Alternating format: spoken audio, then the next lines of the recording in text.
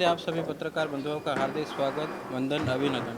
जैसा कि कल जेवियर मेड़ा जी ने एक स्टेटमेंट दिया कि मुझे आम आदमी पार्टी ने बी फार्म नहीं दिया और इनकी गुटबाजी के कारण मैं चुनाव नहीं लड़ पा रहा। तो वो दरअसल जो उन्होंने हमारी पार्टी पे आरोप लगाया वो पूरा निराधार है और गलत है।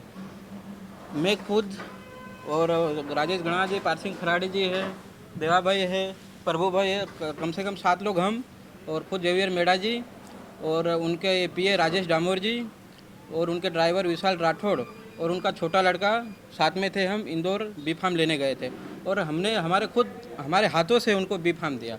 और वो यहाँ आके उन्होंने बी फार्म क्यों नहीं जमा करा वो आप सभी लोगों को मालूम है। ये कहीं ना कहीं कांग्रेस वालों की सोची समझी साजिश थी कि जेवियर मेड़ा जी को आम आदमी पार्टी में भेजो और इनको लड़ने से रोको। हो सकता इन पूरी साजिश में कांतिलाल भूरिया जी, विक्रांत भूरिया जी, इनका हाथ हो सकता है।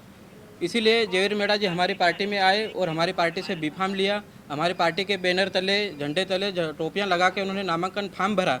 इसके बावजूद वो बोल रहे कि हमको बी फार्म नहीं दिया। जेवियर मेड़ा जी किस मुंह से बोल रहे कि मुझे बी फार्म नहीं दिया?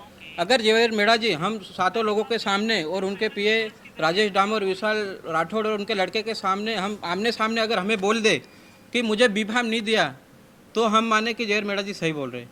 हमारे सामने हमने खुद बी फार्म दिया है और जेवियर मेड़ा जी कैसे बोल रहे कि मुझे बी फार्म नहीं दिया? जेवियर मेड़ा जी ने बी फार्म इसलिए जमा नहीं करा कि उनकी कांग्रेस वालों के साथ हो सकता कुछ डील हो गई होगी। उन्होंने हमारे कार्यकर्ताओं को और झाबुआ की जनता को खड़े खड़े बेच दिया है। मैं चैलेंज देता हूं जेवियर मेड़ा जी को, अगर उन्होंने हमारे कार्यकर्ताओं नहीं बेचे तो वो मीडिया में हमारे सामने आमने सामने डिबेट करे। उन्होंने हमारी पार्टी के झंडे बैनर तले जो नामांकन भरा तो हमारे कार्यकर्ताओं के साथ उन्होंने विश्वासघात किया। तो हम भी जो ऊपर हाईकमान है उनसे बात कर रहे हैं, जो भी कानूनी कार्रवाई होगी। उन्होंने हमारे पार्टी के झंडे तले, बैनर तले जो नामांकन भरा था और फिर अभी जो मुकर गए हैं, तो जो भी कानूनी कार्रवाई होगी वो हम करेंगे। आगे अभी हमारी रणनीति अभी हमने बनाई नहीं है। हमारी कोर कमेटी ग्रुप की हम एक बैठक बुलाएंगे। बैठक के बाद तय करेंगे कि हमको किसको समर्थन देना है, किसको नहीं देना है। आगे फिर जो आप सभी को मालूम है, पार्टी बी फार्म एक को ही देती है।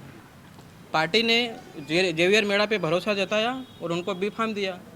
अब मेड़ा जी ने हमको नहीं बताया कि मैं बी फार्म नहीं जमा करूँगा, हमको बताया गया कि मैं बी फार्म जमा करूँगा।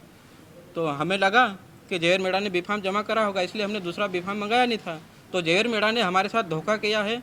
हमारे साथ नहीं बल्कि पूरे झाबुआ विधानसभा की जनता के साथ धोखा किया है। और कहीं ना कहीं वो कांग्रेस की गोद में जाके बैठे, मतलब कहीं ना कहीं उनका बड़ा समझौता हुआ है। उन्होंने झाबुआ की जनता को बेचा है। बाकी आगे की राजनीति की कॉपी दी थी, जेवियर जी के हाथ में दी थी।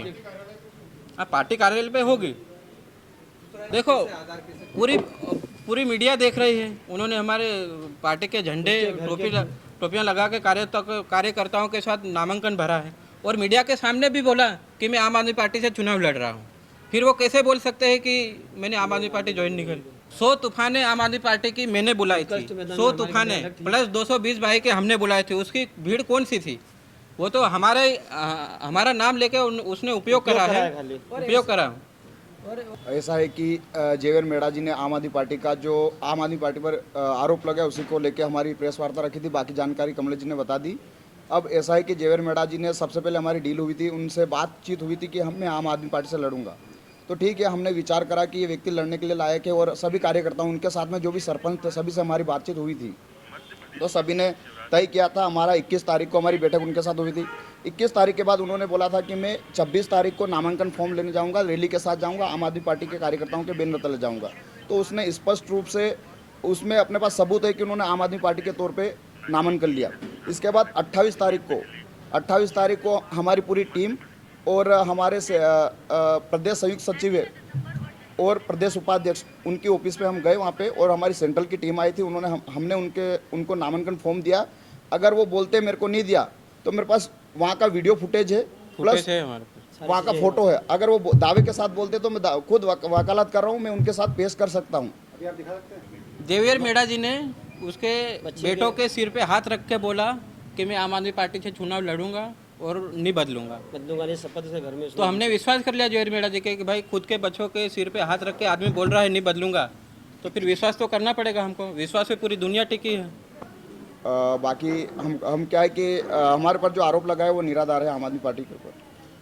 वो एक बहाना बना रहे गुटबाजी और बी फार्म नहीं मिलने का। हमारे आदिवासी समाज में एक कहावत है, नासूनी तीन आंगणू वाकू, मतलब ये है कि उसको चुनाव कुल मिला के लड़ना नहीं था, तो वो बहाना बना रहा है और कांग्रेस से समझौता कर लिया उसने। और हमने ये भी बोला था कि आप अगर निर्दलीय भी चुनाव लड़ोगे फिर भी हम तुम्हारे आम आदमी पार्टी हम खड़े रहेंगे उसके साथ, ये भी बोला था हमने उनके ऑफिस में जाकर। और यहाँ से हम इंदौर ले गए। इंदौर में आज भी हमारे पास जो हेड ऑफिस का फ़ोटो है, और वहाँ ये हमारा हेड ऑफिस का फ़ोटो है और इसी दरवाजे से निकला है। और वहाँ अगर ये नहीं माने तो हम CCTV इसका फुटेज निकालो। CCTV कैमरा सारी चीज़ें दिखाएंगे पे उसको। फुटेज भी निकाल सकते हैं हम और उनको दे देंगे सामने। ये जगह इस ऑफिस में गए थे बी फार्म लेके। ये ऊपर जवेर जी ऊपर बैठे, ये नीचे थे। हमारे उपाध्यक्ष ऑफिस को फोटो भी और वीडियो सब है उपलब्ध हमारे पास। अगर वो CCTV बोलते तो हम फुटेज उपलब्ध मंगा करवा। पर आरोप लगा रहे हो हमारे बहादुर भाई पे आरोप लगा रहे हो और देवा भाई पे लगा रहे हो। बोले गुटबाजी, हम तीनों साथ में, हम सभी साथ में थे। सब तीनों हमने बोल दिया था कि तन मन धन से आपका समर्थन कर रहे हैं, फिर वो गुटबाजी की बात कर रहे हैं। कुल मिला के उनका कांग्रेस से समझौता हो गया।